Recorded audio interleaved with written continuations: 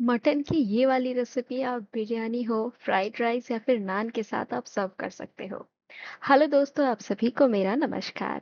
और आज मैं शेयर करने वाली हूँ मटन रिजाला की रेसिपी। तो इस रेसिपी के लिए सबसे पहले मैंने यहाँ ले लिया मटन। यहाँ मैंने मीडियम साइज के मटन का इस्तेमाल करा है। और इसी के साथ अब हमें मटन को यहाँ पे मैरिनेट करना है। थोड़े बहुत चर्बी वाले पीसेस भी हमें यहाँ पे लेने रहेंगे। सबसे पहले मैंने यहाँ पे डाला स्वाद अनुसार नमक। बिल्कुल सिंपल सा मैरिनेशन रहेगा दोस्तों। अब यहाँ मैं अदरक, लहसुन और हरी मिर्च का पेस्ट डाल रही हूँ। रेसिपी की सारी इंग्रेडिएंट्स की लिस्ट मैंने ऑलरेडी डिस्क्रिप्शन बॉक्स में रख दिया है दोस्तों।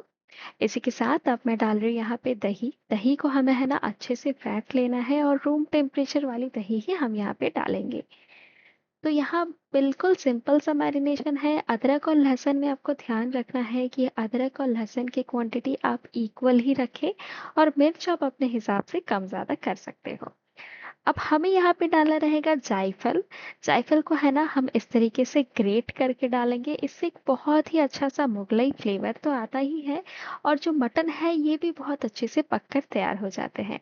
अब इन सारे मसालों को हमें अच्छे से इसमें कोट कर लेना है। हाथों से मसल मसल के हमें ये मैरिनेशन का मसाला मटन में अच्छे से कोट करना है और इसे हम मैरिनेट होने के लिए रख देंगे करीबन आधे घंटे के लिए। एटलीस्ट आप इसे आधे घंटे के लिए रखें। आपके पास ज़्यादा टाइम हो तो आप इसे 2 घंटे के लिए भी रख सकते हो। अब यहाँ मैं कुछ और मसाला बनाकर तैयार करूंगी, जिसके लिए मैंने यहाँ पे ले लिया कुछ आमंड, काजू और इसके साथ मैंने डाला खसखस यानी कि पोस्तो। इसे मैं पानी में सोक करके रख दे रही हूँ। अब हम इसका बाद में पेस्ट बनाकर रेसिपी में इस्तेमाल करेंगे।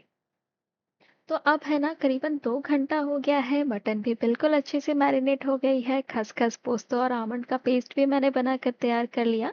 अब मैं रेसिपी शुरू कर रही हूँ। कढ़ाई में मैंने डाल दिया खूब सारा पानी। और इसके साथ अब मैं यहाँ पे डाल रही हूँ प्याज, जिसे कि मैंने इस तरीके से रफली चॉप कर लिया। प्याज को आप है ना इस तरीके से रफली ही चॉप करके डालें। यहाँ मैंने 3 से 4 प्याज का इस्तेमाल करा है और यहाँ आज मैं 700 ग्राम मटन से इसका आज ये रिजाला बनाकर तैयार कर रही हूँ। अब है ना प्याज को हमें बिल्कुल अच्छे से उबाल लेना है दोस्तों। प्याज को उबालना इसलिए ज़रूरी है क्योंकि प्याज में एक स्ट्रॉन्ग सी स्मेल रहती है। उसे हमें हटाना है, उसे हमें इस रेसिपी में नहीं इस्तेमाल करना है। तो प्याज को आप इस तरीके से ढक के मीडियम हीट पे करीबन 10 से 15 मिनट के लिए आप इसे उबाल लें। इस स्टेज में आप देखोगे प्याज भी अच्छी सी सॉफ्ट हो गई है। इसकी कलर भी चेंज होकर ये इस तरीके से हल्की सी ट्रांसलूसेंट हो गई है। अब हमें इसे निकाल कर ठंडा कर लेना है और इस पानी को हमें फेंक देना है। अब यहाँ मैंने इस प्याज का एक पेस्ट बनाकर तैयार कर लिया। मैं बता दूं, अगर आप सफेद वाली प्याज इस्तेमाल कर रहे हो तो आपको ये स्टेप स्किप करना रहेगा। यहाँ साथ ही मैंने ले लिया कुछ मटन के चर्बी भी, जिसे कि मैं यहाँ पे रेसिपी में इस्तेमाल करने वाली हूँ। चर्बी इस्तेमाल करने से है ना इसका स्वाद दुगना बढ़ जाता है। अब यहाँ मैंने डाला फ्रेश घी। इस घी को भी मैंने घर पर ही बनाकर तैयार करा। आप चाहे तो रेडीमेड मार्केट वाले घी का भी इस्तेमाल कर सकते हो। इसी के साथ यहाँ पे मैंने डाला कुछ सूखी लाल मिर्च। और यहाँ है ना मैंने काश्मीरी लाल मिर्च का इस्तेमाल करा है। आप चाहे तो कोई सी भी सूखी मिर्च यहाँ पे डाल सकते हो। साथ ही मैंने यहाँ पे डाला कुछ काली मिर्च साबुत ही मैंने यहाँ पे डाल दिए। अब है ना इन सारे खड़े मसालों को आपके बिल्कुल अच्छे से थोड़ा सा रोस्ट कर लेना है। इस स्टेज में ओवन के हीट को आप मीडियम टू लो पे रखें ताकि मसाले जले ना और इसकी अच्छी सी धीमी सी खुशबू घी में आ जाए। अब यहाँ मैंने डाला प्याज का पेस्ट। और प्याज के पेस्ट को डालने के बाद आपको बिल्कुल बहुत ही अच्छे से इसे चलाते जाना है। यहाँ मैंने ये पूरा ही रेसिपी घी से बनाकर तैयार करा। आप चाहें तो घी की जगह तेल का भी इस्तेमाल कर सकते हो या फिर आप घी और तेल दोनों मिक्स करके भी डाल सकते हो। लेकिन ये वाली मटन रिजाला की जो रेसिपी है ना, ये घी से ही ज़्यादा अच्छी बनकर तैयार होती है। साथ ही अब यहाँ मैंने डाल दिया मटन का चर्बी। चर्बी को डालने के बाद भी मैंने इसे करीबन 5 से 6 मिनट के लिए अच्छे से भूना है। चर्बी में से भी काफी अमाउंट में तेल रिलीज होंगी। और अब मैंने यहाँ पे डाला मैरिनेट किया हुआ मटन। मटन डालते वक्त है ना आपको ओवन के हीट को बिल्कुल लो पे रखना है और ओवन के हीट को लो पे ही रख के आपको इसे अच्छे से मिक्स भी करना है। क्योंकि हमने मटन में अच्छी क्वांटिटी में दही का इस्तेमाल करा है, तो दही फट सकती है। इसलिए आप अवन के हीट को लो पे ही रखें दोस्तों और इसे अच्छे से आप इस तरीके से मिक्स करते जाएं। एक बार जब ये अच्छे से मिक्स हो गई हो करीबन 5 से 6 मिनट बाद आप अवन के हीट को बढ़ा सकते हैं और इसे आप फिर से अच्छे से मिक्स करते जाएं। इसे आपको तब तक चलाते जाना है जब तक अदरक लहसुन का कच्चा स्मेल ना चला जाए। और आप देख सकते हो इसे मिक्स करते हुए करीबन 10 से 12 मिनट हो गए हैं। इस स्टेज में मैंने यहाँ पे डाला काजू, पोस्तो और आमंड का पेस्ट और साथ ही यहाँ पे मैंने डाला फ्रेश क्रीम। और इस स्टेज में आप देख सकते हो काफी अमाउंट में पानी भी रिलीज हुई है। ये फ्रेश क्रीम, काजू, पोस्तो और आमंड इसका पेस्ट डालने से है ना बहुत ही अच्छी सी एक मलाईदार सी टेक्सचर आती है इस रेसिपी में। बहुत ही डिलीशियस बन के ये तैयार होता है। तो अब मैं यहाँ पे सारी चीज़ों को अच्छे से मिक्स कर रही हूँ। आप देख सकते हो कितनी अच्छी क्वांटिटी में पानी रिलीज़ हुई है मटन में से। मटन को अगर आप अच्छे से मैरिनेट करके रखोगे ना तो इसी तरीके से आपके मटन से भी यहाँ पे पानी रिलीज़ होंगे स्टेज में। यहाँ इसे चलाते हुए करीबन 10 से 12 मिनट हो गए हैं। अब चूंकि यहाँ मैंने काजू पोस्तों का पेस्ट भी डाला है तो इसे मैं ढककर और 5 मिनट के लिए पकने के लिए छोड़ूंगी। और इस स्टेज में ओवन के हीट को मैंने बिल्कुल लो पे रखा है दोस्तों। इस स्टेज में है ना अदरक लहसुन का स्मेल बिल्कुल चला गया है अच्छे से। अब मैं सारी चीज़ों को अच्छे से मिक्स कर ले रही हूँ। आपको मटन को अच्छे से पकाते जाना है। वैसे तो इसे मैं प्रेशर कुक करने वाली हूँ, लेकिन प्रेशर कुकर में डालने से पहले आपको इस तरीके से इसे अच्छे से थोड़ा-सा कढ़ाई में चलाना रहेगा दोस्तों। जब तक कि अदरक लहसुन का कच्चा स्मेल ना चला जाए, आपको इसे अच्छे से इसी तरीके से चलाते जाना रहेगा। तो यहाँ आप देख सकते हो इसे मैंने अच्छे से इसे पका कर तैयार कर लिया। काजू और पोस्तों का पेस्ट भी अच्छे से पक कर तैयार है। अदरक लहसुन का कच्चा स्मेल भी चला गया है। करीबन 15 से 20 मिनट हो गया है इसी तरीके से मुझे इसे पकाते हुए। अब मैं इसे ट्रांसफर कर रही हूँ एक प्रेशर कुकर में।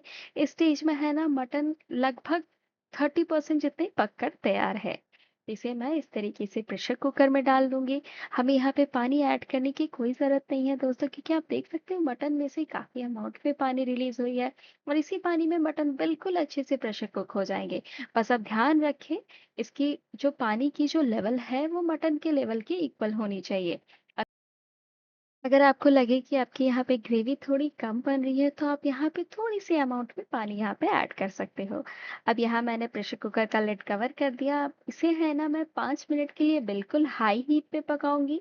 और उसके बाद आपको इसे बिल्कुल लो हीट पे कर देना है और इसे आपको पकाना है लगभग 15 मिनट के लिए। वैसे ही हमने इसे कढ़ाई में काफी टाइम के लिए पकाया है।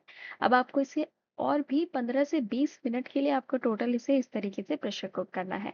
जब तक ये प्रेशर कुक हो रहा है हम यहाँ पे कुछ मसाले बनाकर तैयार करेंगे, जिसके लिए मैंने लिया इलायची, दालचीनी, सौंफ, चिरौंजी और साथ ही मैंने लिया यहाँ पे एक बड़ी इलायची, साबुत धनिया, जावित्री और एक तेजपत्ता। अगर आपको ये चिरौंजी ना मिल रही हो तो आप इसे स्किप भी कर सकते हो। इन सारे मसाले को आपको अच्छे से ड्राई रोस्ट कर लेना है और इसका आपको अच्छे से एक पाउडर बनाकर तैयार करना है। इस स्टेज में आप देख सकते हो प्रेशर कुकर की स्टीम पे बिल्कुल अच्छे से रिलीज हो गई है। अब मैं इसे प्रेशर कुकर से निकाल कर फिर से ट्रांसफर कर रही हूँ उसी सेम कढ़ाई में जैसे कि मैंने पहले तैयार करा था। तो पूरा ही मटन यहाँ पे मैं ट्रांसफर कर ले रही हूँ। आप देख सकते हो कितनी अच्छी क्वांटिटी में यहाँ पे ग्रेवी बनकर तैयार हुई है। प्रेशर कुक करने के बाद है ना ये पानी की क्वांटिटी और भी ज़्यादा बढ़ जाती है, क्योंकि मटन बिल्कुल अच्छे से पक कर तैयार है और इसके अंदर का जितना भी पानी है वो बिल्कुल अच्छे से रिलीज हो गया रहता है। यहाँ आपको एडिशनल पानी ऐड करने की कोई ज़रूरत नहीं है। अब प्रेशर कुकर से निकालने के बाद मैंने यहाँ पे अब डाला यहाँ पे दूध। वैसे अगर आप प्रेशर कुकर का इस्तेमाल ना कर रहे हो, अगर आप पूरे ही मटन को अगर आप यहाँ पे कढ़ाई पे ही बना रहे हो तो आप दूध आप पहले भी डाल सकते थे, जब हमने फ्रेश क्रीम और पोस्तों काजू का पेस्ट डाला था ना उसी स्टेज पे भी आप दूध का इस्तेमाल कर सकते हो अगर आप इसे कढ़ाई में पका रहे हो तो। लेकिन चूंकि यहाँ मैंने इसे प्रेशर कुक करा है तो इस स्टेज पे मैंने डाला दूध। और साथ ही अभी अभी जो मैंने मसाला ड्राई रोस्ट करके बनाकर तैयार करा उसे भी मैंने यहाँ पे ऐड कर दिया। इस मसाले को ऐड करने से है ना दोस्तों एक बहुत ही अच्छी सी मुगलई फ्लेवर आती है। वैसे तो चिरौंजी आजकल हर ही आपको डिपार्टमेंटल स्टोर में बहुत ही इजीली मिल जाएंगी, लेकिन अगर आपको ना भी मिले कोई बात नहीं, आप इसे स्किप भी कर सकते हो। अब इसे तब तक आपको पकाना है जब तक इसकी ग्रेवी की कंसिस्टेंसी आपके आपके हिसाब से ना बन जाए। यहाँ मैंने इसे बहुत ज़्यादा पतला या फिर बहुत ज़्यादा गाढ़ा नहीं रखा है। बिल्कुल थोड़ी सी मैंने इसे थिक कंसिस्टेंसी की ही रखी है।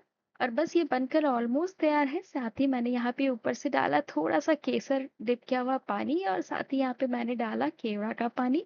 1 चम्मच जितना ही मैंने यहाँ पे डाला। बस ये हमारा मटन मसाला सर्व करने के लिए बिल्कुल तैयार है। आपको इसे अच्छे से मिक्स कर लेना है और आप इसे सर्व कर सकते हो। तो उम्मीद है आपको मेरी आज की ये रेसिपी अच्छी लगी होगी। इसे आप रोटी, नान, फ्राइड राइस के साथ आप सर्व कर सकते हो और आप इसे एंजॉय कर सकते हो।